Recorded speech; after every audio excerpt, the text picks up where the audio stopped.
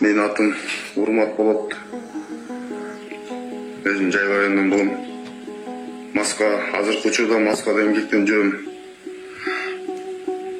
Мен видео кайрылуу жасаганды чечтим. Ушу туура көрдүм ушу видео кайрылуумду. Биздин айылдаш Бактыбай экөөбүз Москвада эмгектенип келаткан Бактыбай экөөбүз кайтыш болуп, Москвадан жүрөгү токтоп калып, иман жолдош болсун. Эң биринчи очередь ушу аксакалдар бир аз болсо да иманыңыздарды ойготуңуздарчы. Сиздерден суранабыз. Бул жактан элдин баары эле Россияга жыргап иштегени келген жок, ойноп күлгөнү келген жок. Балдарын таштап, ошо курсактарын тойгузайын деп келген бул жакачы. Ушу Бактыбай дагы ошо канчалык кыргыздардын бири болуп 4 баласын таштап келген болчу. 4 баласы жетим калды байкуштар. Келинчеги калды, эми кантип окуткузат булар? Анан кийин азыр учурда малдын баасын билесиңер. Bir жылкы эле 120 миң.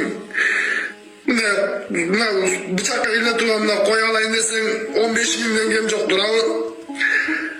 Анан кийин ушунун 4 баласы жетим калып атат. 4-5 айдан бери акча сала элек болчу жыргатып үй бүлөсүнө дагы.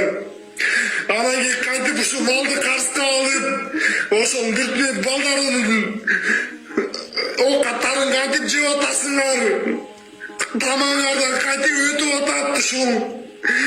Ой, кичинекей ушу жетим балдар калды. 4 баласы калды, кичинекей. Бул баласы кичинекей 18ден жаңылашты. 19 жашта. Калгандары школда окуйт, кичинекей.